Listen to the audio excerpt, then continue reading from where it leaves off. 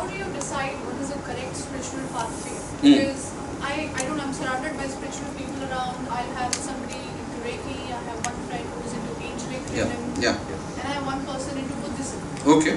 And I'm following all the three. But how do I decide what's for me? Okay, very good question. Very good question. Yes, there are many paths.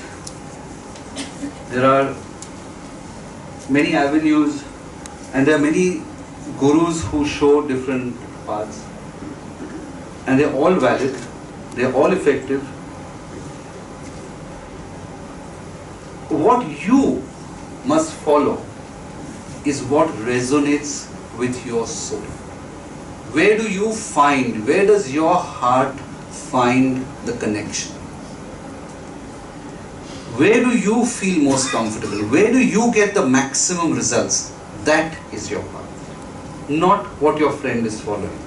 Not what your sister or your brother is doing. What you find effective. What brings solace to you. What brings progress to you. Perceivable progress. You must perceive the progress. There must be a change in you. People must tell you, I saw you last year, now you're completely different. I mean, what's happened? Like, how do you handle this, or how have you coped with this? You know, that change must be perceptive. It must be seen. Another question is, how do you know that you're in a karmic learning when you have hurdles practically in all areas of your life? How do you put a stop and say, okay, this is my karmic learning, I'll have to go through it no matter what? How do I indicate, or how do I identify? No, you don't need to do that. Your blueprint is prepared.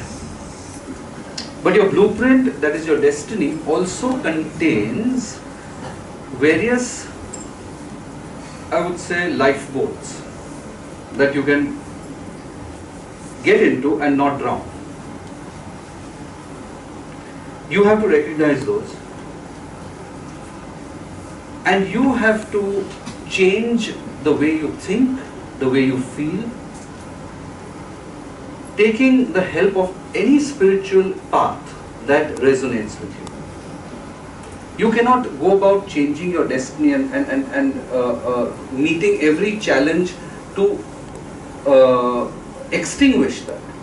You need to cope with it and deal with it. Because you cannot change any other human being in your life. The only human being you can change is yourself.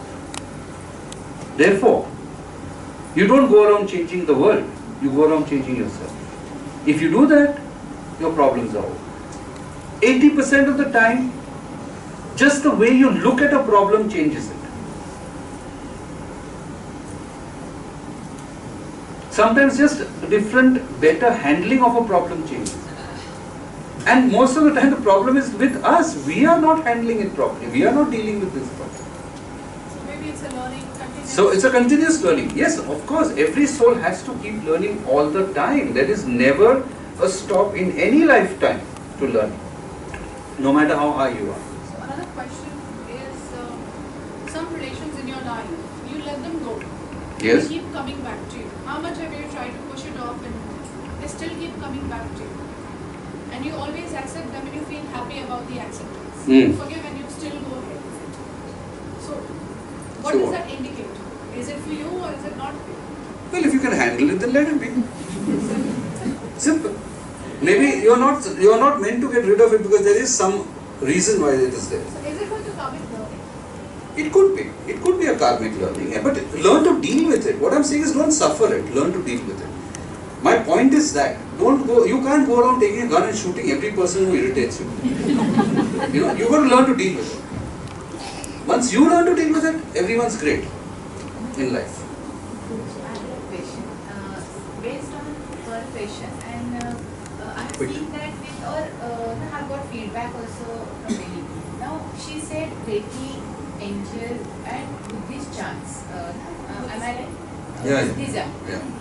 So, or many times people follow numerology, astrology, crystal stones, because everybody is looking for some solace, some relief. Right. Now, do we call them spiritual paths? Do we call them spiritual solutions?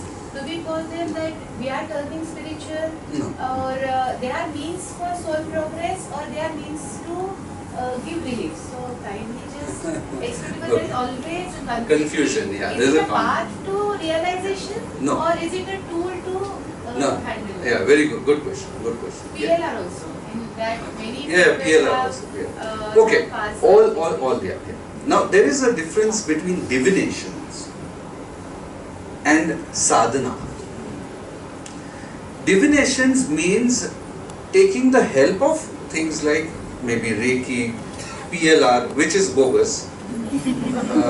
I explained last time why PLR was bogus and how it can hurt you more than help you.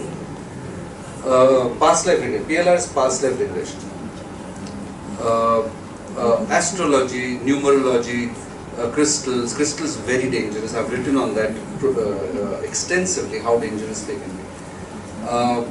Various other divinations like that. These are tools to help you. If they are good ones, they are there to help you to ease your problems. You don't progress with that. Your soul doesn't progress with that. They are there to help you to get through life, if at all they work, to make it a little easier. Sadhana is very different. Sadhana starts with purification. Ultimately, your energy has to be pure enough to merge with the divine energy. And that takes lifetimes. Because for that, you have to first purify your mind. I mean, mainly you have to purify your mind. And when I say mind, I mean everything. Your sanskaras, your desires, your senses, everything that your mind is connected with. That is sadhana.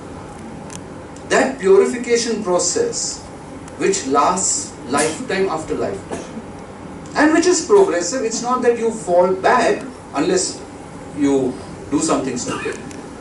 You keep progressing and you keep purifying as a soul. But that is sadhana. That is different. All these other things are just mere tools. They help you. If they are good tools, they help you. If they are not, they can harm you. Sometimes they can drive you crazy. Sometimes they can make you take wrong decisions. Like I always say, things like astrology, numerology, palmistry, all these things, if you follow that blindly and without proper perspective, you are going to land in big trouble. Because it is like this, these are road maps. Now, if I take a map and stick it to my windshield and say, I'm not going to see the road because I can see the map from here to Pune. In 2 minutes I'll crash.